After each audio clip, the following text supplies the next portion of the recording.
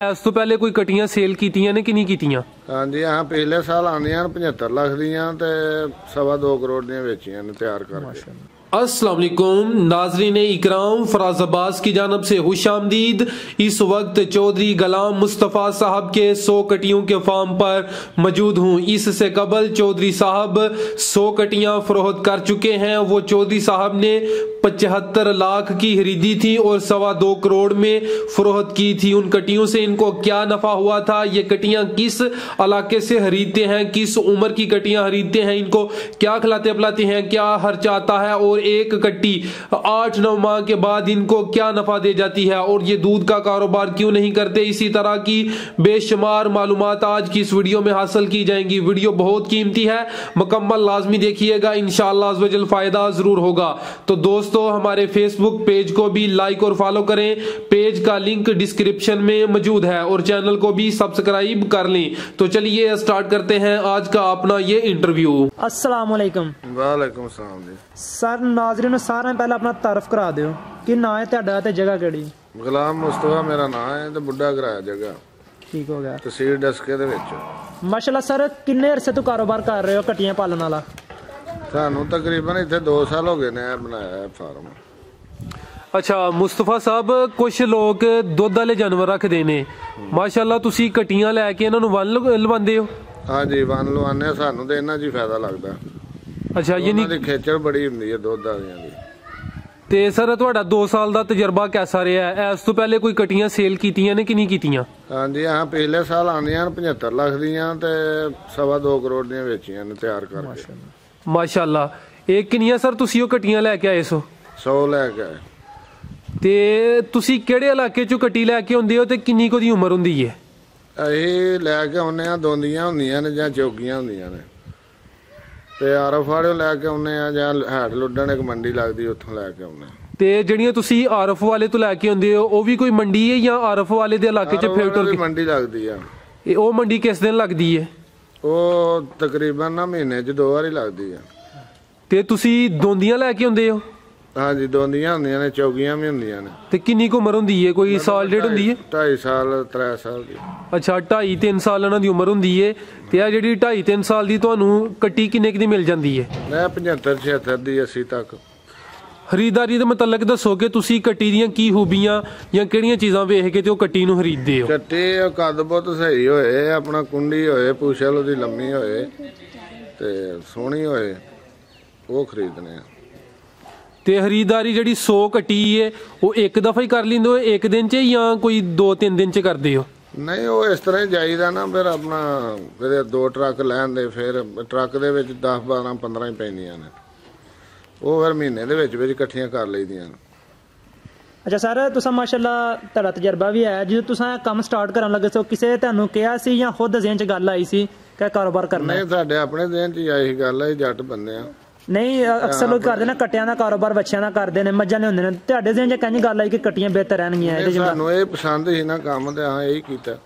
ਤੇ ਆਇਆ ਕਿ ਜਿਹੜਾ ਮੱਝਾਂ ਦੇ ਕਾਰੋਬਾਰ 'ਚ ਜਾਂ ਉਹਦੀ ਖੇਚਲ ਜ਼ਿਆਦਾ ਵੇ ਜਾਂ ਇਹਨਾਂ ਦੀ ਖੇਚਲ ਜ਼ਿਆਦਾ? ਇਹਨਾਂ ਦੀ ਖੇਚਲ ਕੋਨੇ 3-4 ਬੰਦੇ ਰੱਖੇ ਨੇ, ਉਹ ਪੱਠੇ ਪਾ ਦਿੰਦੇ ਨੇ ਇਹਨਾਂ ਨੂੰ, ਆਪਣੀ ਜ਼ਮੀਨ ਦੇ ਵਿੱਚ ਹੀ ਬਣਾਇਆ।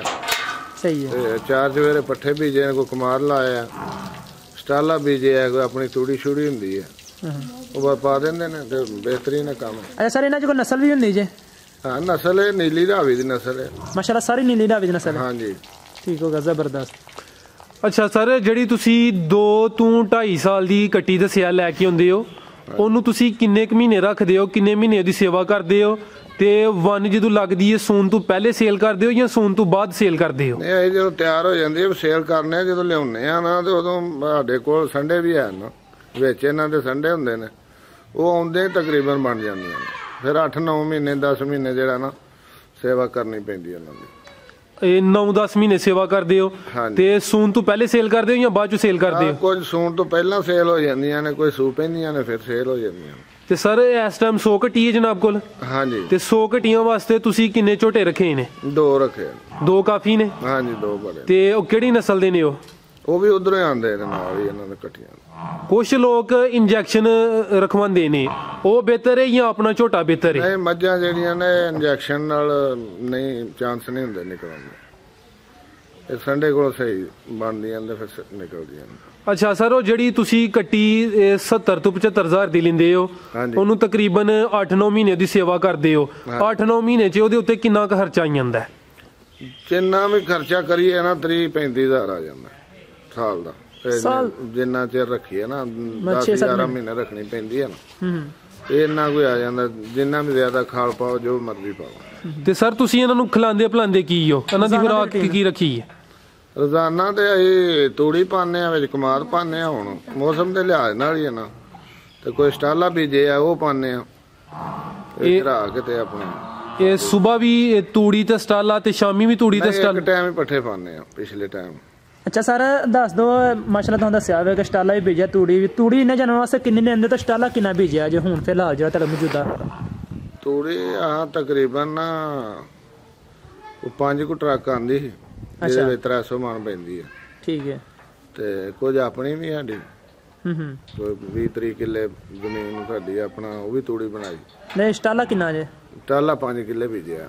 ਅੱਛਾ ਸਰ, 300 ਮਣ ਤੂੜੀ ਤੁਸੀਂ ਖਰੀਦੀ ਹੈ, ਕੋਈ 20 ਕਿੱਲਿਆਂ ਦੀ ਤੂੜੀ ਤੁਹਾਡੀ ਆਪਣੀ ਹੈ, ਉਹ ਵੀ ਤੁਸੀਂ ਸਟੋਰ ਕੀਤੀ ਹੈ।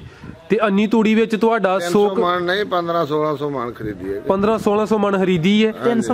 ਤੇ 20 ਕਿਲੋ ਜਿਹੜੀ 20 ਕਿੱਲਿਆਂ ਦੀ ਹੈ ਉਹ ਤੁਹਾਡੀ ਆਪਣੀ ਹੈ। ਤੇ ਅੰਨੇ ਵਿੱਚ ਇਹਨਾਂ ਦਾ 100 ਜਾਨਵਰ ਦਾ ਸਾਲ ਨਿਕਲ ਜਾਂਦਾ ਹੈ? ਹਾਂਜੀ ਨਿਕਲ ਜਾਂਦਾ। ਫਿਰ ਮੌਸਮ ਦੇ ਲਿਹਾਜ਼ ਨਾਲ ਫਿਰ ਮੁੰਜੀ ਵੀ ਲਾਈ ਦੀ ਹੈ ਨਾ, ਉਹ ਪਰਾਲੀ ਵੀ ਕੁਝ ਦਿਨ ਪੈ ਜਾਂਦੀ ਹੈ, ਕੋਈ ਮਹੀਨਾ 2। ਤੇ ਸਰ ਜਿਹੜੀ ਪਰਾਲੀ ਹੈ ਉਹ ਤੁਸੀਂ ਕਿੰਨੀ ਕੁ ਸਟੋਰ ਕਰਦੇ ਹੋ? ਕਿੰਨੀਆਂ ਕਿੱਲਿਆਂ ਦੀ? ਸਟੋਰ ਨਹੀਂ ਕਰਦੇ, ਉਹ ਐਵੇਂ ਕੋਈ ਮਹੀਨਾ ਕੋ ਪਾਈ ਦੀ ਹੈ, ਪੋਹ ਦਾ ਮਹੀਨਾ। ਤੇ ਇਹਨਾਂ ਵਾਸਤੇ ਪਰਾਲੀ ਬਿਹਤਰ ਹੈ ਜਾਂ ਕਿ ਤੂੜੀ ਬਿਹਤਰ ਹੈ? ਨਹੀਂ, ਸਭ ਤੋਂ ਬਿਹਤਰ ਤੇ ਤੂੜੀ ਹੈ।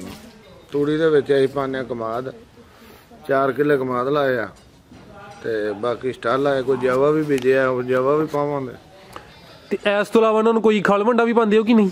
ਜਦੋਂ ਆ ਰਹੀ 2-3 ਮਹੀਨੇ ਰਹਿੰਦੇ ਹੁੰਦੇ ਨੇ, ਉਦੋਂ ਫਿਰ ਖਾਲ ਵੀ ਚਾਰੀ ਦੀ ਆ। ਕਿੰਨੀ ਕੁ ਖਾਲ ਇਹਨਾਂ ਨੂੰ ਚਾਰ ਦਿੰਦੇ ਹੋ? ਇੱਕ ਬੋਰੀ 2-2 ਬੋਰੀਆਂ ਹੋ ਜਾਂਦੀਆਂ। ਤੇ ਇਸ ਤੋਂ ਇਲਾਵਾ ਜਦੋਂ ਤੁਹਾਡੀ ਉਹ ਮੱਝ ਸੂਣ ਦੇ ਕਰੀਬ ਹੁੰਦੀ ਏ, ਉਹਨੂੰ ਕੋਈ ਮਹੀਨਾ 2 ਪਹਿਲੇ ਤੇਲ ਜਾਂ ਘਿਓ ਵਗੈਰਾ? ਨਹੀਂ, ਕੋਈ ਸ਼ੈ ਨਹੀਂ ਦਿੰਦੇ, ਤੇ ਖਾਲੀ ਪਾਈ ਦੀ ਆ। ਇਸ ਤੋਂ ਇਲਾਵਾ ਹੋਰ ਕੀ ਸੇਵਾ ਕਰਦੇ ਹੋ ਤਾਂ ਕਿ ਇਹਨਾਂ ਦੀ ਤਿਆਰੀ ਅੱਛੀ ਹੋਈ ਹੈ? ਹੋਰੇ ਤੇਲ ਸ਼ੇਲ ਦੇਈਦਾ, ਕੋਈ ਆਪਣਾ ਕੋਈ ਟੀਕੇ ਟੂਕੇ ਵੀ ਲਾਈ ਦੇਣਾ, ਫਾਸਤੀ ਟੀਕੇ। ਹਿਫਾਜ਼ਤੀ ਟੀਕੇ ਕਿਹੜੇ ਨੇ, ਕੋਈ ਉਹਨਾਂ ਦਾ ਨਾਮ ਹੁੰਦਾ? ਇਹ ਮੋਕਰ ਦੇ ਟੀਕੇ ਜਿਹੜੇ ਹੁੰਦੇ ਨੇ। ਫਿਰ ਪ੍ਰੋਜੈਸਟਰਾਨ ਵੀ ਲਾਈਦਾ, ਹਮਲਾ ਜਿਹੜੀਆਂ ਹੁੰਦੀਆਂ ਨੇ। ਤੇ ਆਮ ਰੂਟੀਨ 'ਚ ਇਹਨਾਂ ਨੂੰ ਕੋਈ ਮਿਰਚ ਮਸਾਲਾ ਵੀ ਦੇ ਰਹੇ ਹੋ? ਉਹ ਜ਼ਰੂਰਤ ਦੇ ਮੁਤਾਬਕ ਦੇਈਦਾ ਨਾ, ਲੂਣ ਉੱਤੇ ਹੀ ਸੁੱਟ ਦੇਈਦਾ ਇਹਨਾਂ ਦੇ ਖੁਰਲੀਆਂ ਦੇ ਵਿੱਚ ਹੀ। ਇਹ ਚਾਰੇ ਤੇ? ਹਾਂਜੀ। ਲੂਣ ਕਿਹੜਾ ਰੱਖਿਆ, ਢੇਲੇ ਵਾਲਾ ਜਾਂ ਦੂਸਰਾ? ਚਿੱਟਾ ਲੂਣ, ਕੋਈ ਢੇਲੇ ਵੀ ਰੱਖੇ ਨੇ ਵਿੱਚ, ਲੇਕਿਨ ਪੀਸਾ ਵੀ ਉੱਤੇ ਸੁੱਟ ਦਈਏ ਤੇ ਖਾ ਜਾਂਦੀਆਂ। ਅੱਛਾ ਸਰ, ਕੱਟਿਆਂ ਦਾ ਚਲੋ ਗੋਸ਼ਤ ਵਗੈਰਾ ਵੀ ਸੇਲ ਹੋ ਜਾਂਦਾ, ਬੱਚਿਆਂ ਦਾ ਵੀ। ਆ ਤੁਹਾਡੇ ਕੋਲ ਜਿਹੜੀ ਕੱਟੀਆਂ ਵਗੈਰਾ ਆਉਂਦੀਆਂ ਨੇ, ਕੁਛ ਐਸੀਆਂ ਜਿਹੜੀਆਂ ਠਹਿਰਦੀਆਂ ਨਹੀਂ ਵੀ ਹੈ ਕੋਈ ਵੀ, ਉਹਨਾਂ ਨੂੰ ਗੋਸ਼ਤ ਦੇ ਤੌਰ ਤੇ ਸੇਲ ਕਰ ਦਿੰਦੇ ਹੋ? ਆਹੋ, ਕੁਝ ਅਰਸਾ ਵੇਖੀਦਾ ਨਾ, ਜਦੋਂ ਫਿਰ ਉਹ ਨਹੀਂ ਬਣਨ ਵਾਲੀ, ਮਤਲਬ ਸਮਝਣਾ ਕੋਈ ਵਿੱਚ ਅੰਦਰੋਂ ਬਿਮਾਰ ਹੈ, ਤੇ ਫਿਰ ਉਹਨੂੰ ਵੇਚ ਦੇਈਦਾ। ਉਹਦੇ 'ਚ ਵੀ ਪ੍ਰੋਫਿਟ ਹੁੰਦਾ ਹੈ ਕਿ ਨਹੀਂ? ਕੋਈ ਨਹੀਂ, ਉਹਦੇ 'ਚ ਇੰਨਾ ਨਹੀਂ ਹੁੰਦਾ, ਉਹ ਤਾਂ ਫਿਰ ਬਰਾਬਰ ਹੀ ਮਸਾ ਜਾਂਦੀ ਹੈ। ਕਿਉਂਕਿ ਇਹ ਰੱਖਣ ਵਾਸਤੇ ਲੈ ਕੇ ਆਉਂਦੇ ਆ ਨਾ, ਤੇ ਮਹਿੰਗੀਆਂ ਲੈ ਕੇ ਆਉਂਦੇ ਆ, ਤੇ ਕੋਸੇ ਵਾਲਾ ਮਾਲ ਤੇ ਨਹੀਂ ਲੈਂਦੇ। ਅੱਛਾ ਸਰ, ਜਿਹੜੀ ਹੀਟ ਵਿੱਚ ਨਹੀਂ ਹੁੰਦੀ, ਉਹਨੂੰ ਕੋਈ ਗਰਮ ਚੀਜ਼ ਵਗੈਰਾ ਕਿਹੜੀ ਦਿੰਦੀ ਹੋ ਕਿ ਉਹ ਹੀਟ ਵਿੱਚ ਆਈਏ? ਇਹ ਉਹਨੂੰ ਇਹ ਲੂਣ ਹੀ ਦੇਈਦਾ, ਕੋਈ ਗੁੜ ਦੇਈਦਾ ਨਾਲ, ਤੇ ਜੇ ਕੋਈ ਅੰਦਰ ਉਹਦੇ ਗਰਮੀ ਹੋਏ ਫਿਰ ਉਹਨੂੰ ਤੇਲ ਦੇਈਦਾ ਸਰੋਂ ਦਾ। ਤੇ ਜਦੋਂ ਤੁਸੀਂ ਦੂਸਰੇ ਇਲਾਕੇ 'ਚ ਆਰਫ ਵਾਲੇ 'ਚ ਖਰੀਦਦੇ ਹੋ, ਮੰਡੀ 'ਚ ਲੈ ਕੇ ਆਉਂਦੇ ਹੋ, ਤੇ ਇਲਾਕਾ ਚੇਂਜ ਹੁੰਦਾ, ਜੋ ਸਿਆਲਕੋਟ 'ਚ ਲੈ ਕੇ ਆਉਂਦੇ ਹੋ, ਇਹਨਾਂ ਨੂੰ ਪਾਣੀ ਲਾਗ ਦਾ ਮਸਲਾ ਨਾ ਹੋਏ, ਕੀ ਕੋਈ ਇਹਤਿਆਤੀ ਤਦਾਬੀਰ ਕਰਦੇ ਹੋ ਫਿਰ? ਨਹੀਂ, ਕੋਈ ਐਡਾ ਮਸਲਾ ਅਜੇ ਤੱਕ ਨਹੀਂ ਬਣਿਆ। ਜੇ ਹੋਏ ਵੀ ਤੇ ਫਿਰ ਕੋਈ ਟੀਕਾ ਸ਼ੀਕਾ ਫਾਰਸੀ ਜਿਹੜਾ ਲਾ ਦਈਦਾ, ਠੀਕ ਹੋ ਜਾਂਦਾ। ਅੱਛਾ ਸਰ, ਤੁਹਾਡੇ ਫਾਰਮ ਦੀ ਮੈਂ ਇੱਕ ਹੋਰ ਖਾਸ ਚੀਜ਼ ਵੇਖੀ ਹੈ ਕਿ ਤੁਹਾਡੇ ਜਿਹੜੇ ਸ਼ੈੱਡ ਨੇ, ਤੇ ਇਸ ਤੋਂ ਇਲਾਵਾ ਜਿਹੜੀ ਸਾਈਡਾਂ ਦੀ 4 ਦੀਵਾਰੀ ਹੈ, ਤੁਸੀਂ ਬਲਾਕ ਇਸਤੇਮਾਲ ਕੀਤੇ ਨੇ, ਮੁਕੰਮਲ ਤੌਰ ਤੇ ਤੁਸੀਂ ਬਲਾਕ ਇਸਤੇਮਾਲ ਕੀਤੇ ਨੇ। ਤੇ ਤੁਹਾਡੇ ਖਿਆਲ ਨਾਲ ਬਲਾਕ ਨਾਲ ਸ਼ੈੱਡ ਤਿਆਰ ਕਰਨਾ ਬਿਹਤਰ ਹੈ ਜਾਂ ਕਿ ਇੱਟਾਂ ਦਾ ਤਿਆਰ ਕਰਨਾ ਬਿਹਤਰ ਹੈ? ਸਾਨੂੰ ਤੇ ਬਿਹਤਰ ਇਹ ਹੀ ਲੱਗਾ, ਕਿਉਂਕਿ ਆਹ ਬਣਾਇਆ, ਕੁਝ ਖਰਚਾ ਵੀ ਘੱਟ ਆਇਆ। ਦੂਸਰਾ ਹੈ ਕਿ ਬਾਰਿਸ਼ ਪੈਂਦੀ ਹੈ ਤੇ ਕੋਈ ਸਿੱਲ ਸੁਲ ਨਹੀਂ ਹੁੰਦੀ, ਤੇ ਮਜ਼ਬੂਤੀ ਤੇ ਪਾਏਦਾਰੀ। ਪਾਏਦਾਰ ਨੇ, ਮਤਲਬ 2 ਘੰਟਿਆਂ ਬਾਅਦ ਬਿਲਕੁਲ ਇਸ ਤਰ੍ਹਾਂ ਸੁੱਕ ਜਾਂਦੇ ਨੇ ਜਿਵੇਂ ਹੁਣ ਸੁੱਕੇ ਨੇ। ਤੇ ਸਰ, ਤੁਹਾਡਾ ਜਿਹੜਾ ਫਾਰਮ ਹੈ ਟੋਟਲ ਕਿੰਨੇ ਏਰੀਏ ਵਿੱਚ ਹੈ? ਤਕਰੀਬਨ 6 ਕਨਾਲਾਂ ਜਾ। ਤੇ ਇਹ ਜਿਹੜੇ ਸ਼ੈੱਡ ਨੇ, ਸਾਹਮਣੇ ਸ਼ੈੱਡ ਦੀ ਲੰਬਾਈ ਚੌੜਾਈ ਦੱਸੋ, ਤੇ ਜਿਹੜੇ ਸਾਈਡਾਂ ਤੇ ਨੇ ਉਹਨਾਂ ਦੀ ਵੀ ਦੱਸੋ। ਇਹ ਕਿੱਲੇ ਦਾ ਮੱਥਾ ਹੈ, ਤੇ ਕਿੱਲੇ ਦਾ ਹੀ ਉਧਰ ਹੈ, ਤੇ ਇਹ 2 ਅੱਧਾ ਉਹ ਲਾ ਲਓ ਅਗਲਾ ਜਿਹੜਾ। ਤੇ ਇਹਦੇ ਅੰਦਰ ਕਿੰਨੇ ਕੁ ਜਾਨਵਰ ਆਈ ਜਾਂਦੇ ਨੇ? ਇਹ ਤਕਰੀਬਨ 200 ਆ ਜਾਂਦਾ, ਲੇਕਿਨ 100 ਹੀ ਫਿਲਹਾਲ ਰੱਖਿਆ। ਅੱਛਾ ਸਰ, ਤੁਸੀਂ ਬਲਾਕ ਦਾ ਮਾਸ਼ਾਅੱਲਾ ਬਣਾਇਆ, ਤੇ ਇੱਕ ਬਲਾਕ ਤੁਹਾਨੂੰ 2 ਸਾਲ ਪਹਿਲਾਂ ਕਿੰਨੇ ਦਾ ਪੈ ਗਿਆ ਸੀ? ਇਹ ਬਲਾਕ ਪਿਆ 15 ਰੁਪਏ ਦਾ ਲਾ ਕੇ 15 ਰੁਪਏ ਦਾ। ਹਾਂਜੀ ਤੁਹਾਨੂੰ ਬੜਾ ਵਾਰਿਜ ਬਹਿ ਗਿਆ। ਨਹੀਂ 35 ਰੁਪਏ ਦਾ ਪਿਆ ਸੀ ਲਾ ਕੇ, ਮਤਲਬ 15 ਰੁਪਏ ਮਜ਼ਦੂਰੀ ਲਈ ਨਾ ਜੀ ਜੀ। ਤੇ 20 ਰੁਪਏ ਦਾ ਬਲਾਕ 30 ਰੁਪਏ ਦਾ ਬਲਾਕ 30 ਰੁਪਏ ਦਾ ਬਲਾਕ ਠੀਕ ਹੋ ਗਿਆ। ਤੇ ਇਹ ਜਿਹੜਾ ਵੇ 45 ਹੋ ਗਏ ਫਿਰ ਟੋਟਲ ਅੰਦਾਜ਼ਨ ਕੋਈ ਮੋਟਾ ਖਰਚਾ ਸਾਨੂੰ ਦੱਸ ਦੋਗਾ 6 ਕਨਾਲ ਦਾ ਜਿਹੜਾ ਸ਼ੈੱਡ ਤੁਸੀਂ ਬਣਾਇਆ ਸੀ ਮੋਟਾ ਜਿਹਾ ਖਰਚਾ ਕਿੰਨਾ ਕੁ ਆ ਗਿਆ ਸ਼ੈੱਡ ਬਣਾਉਣ 'ਚ? ਖਾਲੀ ਇਹ ਵਿੱਚ ਪਾਈਪ ਵਗੈਰਾ ਜਿਹੜਾ ਤੁਸੀਂ ਸੈਪਰੇਟ ਕੀਤਾ ਨੇ ਇਹਦਾ ਵੀ ਸਾਰਾ ਖਰਚਾ ਤਕਰੀਬਨ 50-60 ਲੱਖ ਰੁਪਏ ਖਰਚਾ ਹੈ। ਜ਼ਮੀਨ ਸਾਡੀ ਆਪਣੀ ਥੱਲੇ। ਅੱਛਾ ਸਰ, ਤੁਸੀਂ ਇਹ ਆਪਣੇ ਫਾਰਮ ਦੇ ਅੰਦਰ ਹੱਦਬੰਦੀ ਵੀ ਕੀਤੀ ਹੈ, ਸਾਹਮਣੇ ਆ ਰਹੀ ਹੈ, ਕੁਛ ਉਧਰ ਜਾਨਵਰ ਮੌਜੂਦ ਨੇ, ਕੁਛ ਉਧਰ ਮੌਜੂਦ ਨੇ, ਕੁਛ ਇਹ ਮੌਜੂਦ ਨੇ। ਇਹ ਹੱਦਬੰਦੀ ਕਰਨ ਦਾ ਕੀ ਮਕਸਦ ਹੈ? ਉਹਦਾ ਇਹ ਮਕਸਦ ਹੈ ਨਾ ਕਿ ਜਿਹੜੀਆਂ ਨਵੀਆਂ ਲੈ ਕੇ ਆਉਂਦੇ ਆ ਨਾ, ਉਹ ਫੰਡਰ ਜਿਹੜੀਆਂ ਹੁੰਦੀਆਂ ਨੇ ਉਹਨਾਂ ਨੂੰ ਉਹ ਸਾਈਡ ਤੇ ਵਾੜੀ ਦੇਣ, ਤੇ ਜਿਹੜੀਆਂ ਸੂ ਪੈਂਦੀਆਂ ਨੇ ਉਹਨਾਂ ਨੂੰ ਇੱਥੇ, ਤੇ ਜਿਹੜੀਆਂ ਸੂਣ ਵਾਲੀਆਂ ਨੂੰ ਇੱਧਰ। ਉਹ ਇਸ ਵਾਸਤੇ ਫਿਰ 4 ਹਰ ਇੱਕ ਦਾ ਅਲੱਗ ਖਾਨਾ ਬਣਾਇਆ। ਹਾਂਜੀ। ਤੇ ਅਗਰ ਕੋਈ ਸੇਲਮੈਨ ਆਏ ਨਾ ਤੇ ਫਿਰ ਉਹਨੂੰ ਦੱਸੀਦਾ ਕਿ ਸੂਣ ਵਾਲੀ ਹੈ, ਫਿਰ ਉਹ ਸਾਰੀਆਂ ਪਿੱਛੇ ਨਾ ਫਿਰੇ। ਜੀ ਜੀ ਮਾਸ਼ਾਅੱਲਾ। ਇਹ ਸਹੂਲਤ ਵਾਸਤੇ ਕੀਤਾ ਕਿ ਚਲੋ ਮਤਲਬ ਜੇ ਸੂਈ ਲੈਣੀ ਹੈ, ਤਿਆਰ ਲੈਣੀ ਹੈ, ਫੰਡਰ ਲੈਣੀ ਹੈ ਜਿਹੜੀ ਉਧਰ, ਫਿਰ ਉਹਨੂੰ ਲੈ। ਅੱਛਾ ਸਰ, ਇੱਕ ਐਸਟੀਮੇਟ ਦੱਸ ਦਿਓ ਮਾਸ਼ਾਅੱਲਾ ਤੁਹਾਡੇ ਕੋਲ 100 ਜਾਨਵਰ ਮੌਜੂਦ ਹੈ, ਇਹਨਾਂ ਵਿੱਚ ਸੂਣ ਵਾਲੀਆਂ ਕਿੰਨੀਆਂ ਨੇ ਤੇ ਸੂਈਆਂ ਕਿੰਨੀਆਂ ਨੇ ਤੇ ਜਿਹੜੀਆਂ ਫੰਡਰ ਨੇ ਉਹ ਕਿੰਨੀਆਂ ਨੇ? ਹੁਣ ਤਕਰੀਬਨ 60 ਕੁ ਸੂਣ ਵਾਲੀਆਂ ਨੇ। ਹਾਂਜੀ। ਤੇ ਨਾ ਮਹੀਨਾ 2 ਮਹੀਨੇ ਕੱਢ ਕੇ ਤੇ ਸੋਣਾ ਠੀਕ ਹੋ ਗਿਆ। ਤੇ ਕੁਝ ਜਿਹੜੀਆਂ ਨੇ ਉਹ ਬਾਕੀ ਜਿਹੜੀਆਂ ਨੇ ਕਿ 20 ਕੁ ਜਿਹੜੀਆਂ ਨੇ ਉਹ ਫੰਡਰ ਨੇ, ਤੇ ਕੋਈ ਇਹ 15-18 ਨੇ ਜਿਹੜੀਆਂ ਸੂਪੀਆਂ ਨੇ, ਉਹ ਇਹ ਘਰ ਦੁੱਧ ਸ਼ੁੱਧ ਵੀ ਆਪਣਾ ਇਸਤੇਮਾਲ। ਅੱਛਾ ਸਰ, ਤੁਸੀਂ ਦੱਸਿਆ ਕਿ ਮਾਸ਼ਾਅੱਲਾ ਤੁਸੀਂ 11 ਮਹੀਨੇ ਰੱਖ ਕੇ ਇੱਕ ਜਾਨਵਰ ਉਸ ਤੋਂ ਬਾਅਦ ਸੇਲ ਕਰਦੇ ਹੋ। ਅੰਦਾਜ਼ਨ ਸਰ 11 ਮਹੀਨੇ ਰੱਖ ਕੇ ਬਾਅਦ ਚ ਬਚਤ ਕਿੰਨੀ ਆ ਜਾਂਦੀ? 60-70 ਹਜ਼ਾਰ ਤੁਸੀਂ ਲਿਆਂਦੇ ਹੋ, ਉਸ ਤੋਂ ਇਲਾਵਾ ਕਿੰਨੀ ਐਕਸਟਰਾ ਬਚਤ ਆ ਜਾਂਦੀ ਮਾਸ਼ਾਅੱਲਾ? ਕਿ ਤੱਕ ਜ਼ਿਆਦਾ ਹਿਸਾਬ ਲਾ ਲਓ ਨਾ 75-76 ਦੀ ਆਂਦੀ। ਪਿਛਲੇ 1 ਸਾਲ ਦਾ ਤਜਰਬਾ ਮਤਲਬ ਹੋਇਆ, ਹੁਣ ਤੇ ਆਂਦੀਆਂ ਨਾ ਅੱਗੋਂ ਤੇ ਵਿਕਣੀਆਂ ਫੇਰ। ਤੇ ਪਿਛਲੀ ਵਾਰੀ 75 ਲੱਖ ਦੀਆਂ ਆਂਦੀਆਂ ਜੀ, ਤੇ ਤਕਰੀਬਨ 2 ਕਰੋੜ ਤੋਂ ਉੱਤੇ ਹੀ ਵਿਕੀਆਂ ਮਾਸ਼ਾਅੱਲਾ। ਤੇ ਸਰ 100 ਜਾਨਵਰ ਨੂੰ ਕਿੰਨੇ ਮੁਲਾਜ਼ਮ ਸੰਭਾਲਦੇ ਜੇ ਪਏ? 4 ਰੱਖੇ ਨੇ ਬੰਦੇ ਨਾਲ ਖੁਦ ਵੀ ਹੁੰਦੇ ਹੋ? ਨਹੀਂ, ਖੁਦ ਨਹੀਂ ਹੁੰਦੇ। ਤੇ ਮੁਲਾਜ਼ਮ ਇਹਨਾਂ ਨੂੰ ਸਹੀ ਫਿਰ ਸੰਭਾਲ ਚੁੱਲ ਲੈਂਦੇ ਨੇ? ਆਪੇ ਕੋਲ ਹੋਈ ਦਾ ਨਾ, ਧਿਆਨ ਸ਼ਾਨ ਰੱਖੀਦਾ, ਫਿਰ ਉਹਨਾਂ ਨੂੰ ਦੱਸੀਦਾ ਕਰੋ ਉਹ ਕਰੋ। ਮਾਸ਼ਾਅੱਲਾ, ਤੁਸੀਂ ਆਪਣੇ ਕਾਰੋਬਾਰ ਦੇ ਮੁਤਲਕ ਕਾਫੀ ਕੀਮਤੀ ਤੇ ਅੱਛੀਆਂ ਗੱਲਾਂ ਦੱਸੀਆਂ ਨੇ। ਇਹ ਦੱਸੋ ਕਿ ਤੁਹਾਡੇ ਕਾਰੋਬਾਰ ਵਿੱਚ ਕੋਈ ਮਸਲੇ ਮਸਾਇਲ ਵੀ ਹੈ ਨੇ ਤੇ ਕਿਹੜੇ ਨੇ? ਨਹੀਂ, ਕੋਈ ਮਸਲਾ ਨਹੀਂ ਹੈ, ਬੰਦਿਆਂ ਦਾ ਹੀ ਹੁੰਦਾ। ਉਹ ਵੀ ਮਤਲਬ ਕੋਈ ਟੁੱਟ ਜਾਂਦਾ, ਕੋਈ ਆ ਜਾਂਦਾ, ਫਿਰ ਲੈ ਆਈਦੇ ਨੇ ਜਾ। ਤੇ ਕੀ ਤਨਖਾਹ ਵਗੈਰਾ ਮੁਲਾਜ਼ਮਾਂ ਨੂੰ ਦੇ ਰਹੇ ਹੋ? ਤਨਖਾਹ ਇਹ 15,000 ਵੀ ਹੈ, 12 ਵੀ ਹੈ, 17 ਵੀ ਹੈ। ਉਹ ਜਿਹੜੇ ਪਹਿਲਾਂ ਐਡਵਾਂਸ ਲੈਂਦੇ ਨੇ ਉਹਨਾਂ ਦੀ ਫਿਰ ਤਨਖਾਹ ਜ਼ਰਾ ਘੱਟ ਹੁੰਦੀ ਹੈ। ਜੇ ਸਰ ਸ਼ੈੱਡ ਤੇ ਜਿਹੜਾ ਛੱਤ ਪਾਇਆ ਜਾਂ ਲੈਂਟਰ ਹੈ? ਹਾਂਜੀ, ਲੈਂਟਰ ਪਾਇਆ। ਤੇ ਇੱਕ ਚੀਜ਼ ਸਾਨੂੰ ਦੱਸ ਦੋਗੇ, ਤੁਸੀਂ ਸ਼ੈੱਡ ਦੇ ਛੱਤ ਬੜਾ ਨੀਵਾਂ ਪਾਇਆ ਵੇ, ਤੇ ਗਰਮੀਆਂ ਵਿੱਚ ਗਰਮ ਨਹੀਂ ਹੋ ਜਾਂਦਾ ਇਹ ਵਾਲਾ? ਬਿਲਕੁਲ ਨਹੀਂ ਹੁੰਦਾ, ਪੱਖੇ ਲਾਏ ਨੇ। ਕੋਈ ਇੱਧਰ ਏਡਾ ਮੌਸਮ ਏਡਾ ਗਰਮ ਨਹੀਂ ਹੁੰਦਾ ਕਿ ਇਹਨਾਂ ਨੂੰ ਕੋਈ ਤਕਲੀਫ ਹੋਏ। ਅੱਛਾ, ਸਰਦੀਆਂ ਵਿੱਚ ਕੋਈ ਐਸੀ ਖੁਰਾਕ ਜਿਹੜੀ ਇਹਨਾਂ ਨੂੰ ਸਪੈਸ਼ਲ ਇਸਤੇਮਾਲ ਕਰਾਉਂਦੇ ਉਹਨਾਂ ਨੂੰ ਗਰਮ ਰੱਖਣ ਵਾਸਤੇ, ਜਾਂ ਜਿਹੜੀ ਸਫਾਈ ਵਗੈਰਾ ਦਾ ਕੋਈ ਦੱਸ ਦਿਓ ਸਾਨੂੰ। ਇਹ ਸਫਾਈ ਤੇ ਬੰਦੇ ਹੀ ਕਰਦੇ ਨੇ, ਮਤਲਬ ਬਾਹਰ ਸੁੱਟ ਹੁੰਦੇ ਨੇ ਆਪਣੀਆਂ ਪੈੜੀਆਂ ਦੇ ਵਿੱਚ। ਤੇ ਬਾਕੀ ਗਰਮ ਰੱਖਣ ਵਾਸਤੇ ਤਾਂ ਕੋਈ ਅੱਗੇ ਕੱਪੜੇ ਕੁਪੜੇ ਲਾਏ ਤੇ ਉਹ ਖੁਰਾਕ ਹੈ ਆਪਣੀ ਜਿਹੜੀ ਦੇਸੀ ਹੁੰਦੀ ਹੈ। ਕਮਾਦ ਹੋ ਗਿਆ, ਪਰਾਲੀ ਹੋ ਗਈ, ਤੂੜੀ ਹੋ ਗਈ। ਅੱਛਾ ਸਰ, ਜਿਹੜੇ ਦੋਸਤ ਹੈ ਵੀਡੀਓ ਵੇਖਦੇ ਨੇ ਉਹਨਾਂ ਦਾ ਜ਼ਹਨ ਹੈ ਕਿ ਅਸੀਂ ਕਟੀਆਂ ਦਾ ਫਾਰਮ ਸ਼ੁਰੂ ਕਰੀਏ, ਉਹਨਾਂ ਨੂੰ ਕੋਈ ਅੱਛਾ ਜਿਹਾ ਮਸ਼ਵਰਾ ਦੇ ਦਿਓ। ਇਹ ਬਿਹਤਰੀਨ ਕੰਮ ਹੈ ਮਾਸ਼ਾਅੱਲਾ, ਆਪਣਾ ਕਰਨਾ ਚਾਹੀਦਾ। ਸਾਨੂੰ ਤਾਂ ਬੜਾ ਫਾਇਦਾ ਹੋਇਆ ਮਾਸ਼ਾਅੱਲਾ। ਹਰ ਇੱਕ ਨੂੰ ਆਨੇ ਅੱਗੇ ਕੰਮ ਕਰੇ। ਤੇ ਅਗਰ ਤੁਹਾਡੇ ਕੋਲ ਕੋਈ ਭਾਈ ਜਾਨਵਰ ਖਰੀਦਣਾ ਚਾਹੁੰਦਾ ਹੈ ਗੱਬਨ ਖਰੀਦੇ, ਤੇ ਤੁਹਾਡਾ ਕੋਈ ਰਾਬਤਾ ਨੰਬਰ? ਹਾਂਜੀ, 0345 ਜੀ 6322 ਅੱਛਾ ਸਰ, ਅਗਰ ਕੋਈ ਬੰਦਾ ਇਹ ਕਾਰੋਬਾਰ ਕਰਨਾ ਚਾਹੁੰਦਾ, ਨੌਜਵਾਨ ਮੁੰਡਾ, ਉਹ ਇਹ ਕਾਰੋਬਾਰ ਸਟਾਰਟ ਕਰਨ ਤੋਂ ਪਹਿਲਾਂ ਕਿਹੜੀ ਖਾਸ ਗੱਲਾਂ ਦਾ ਧਿਆਨ ਰੱਖੇ? ਜਾਨਵਰ ਖਰੀਦਦੇ ਵਕਤ, ਸ਼ੈੱਡ ਬਣਾਉਂਦੇ ਵਕਤ? ਇਹ 2 ਗੱਲਾਂ ਦੱਸ ਦਿਓ ਬਸ ਸਾਨੂੰ। ਸ਼ੈੱਡ ਬਣਾਉਂਦੇ ਵਕਤ ਤੇ ਜਾਨਵਰ ਖਰੀਦਦੇ ਵਕਤ ਕਿਹੜੀ ਚੀਜ਼ਾਂ ਦਾ ਖਿਆਲ ਰੱਖਿਓ? ਸ਼ੈੱਡ ਬਣਾਉਂਦਿਆਂ ਵਕਤ ਤੇ ਉਹਨੇ ਆਪਣਾ ਵੇਖਣਾ ਨਾ, ਆਪਣੀ ਆਮਦਨੀ ਵੇਖਣੀ ਹੈ ਵੀ ਮੈਂ ਕਿੰਨਾ ਕੁ ਬਣਾ ਸਕਣਾ ਵਾ, ਕਿੱਡਾ ਕੁ ਬਣਾ ਸਕਣਾ ਵਾ ਜੀ।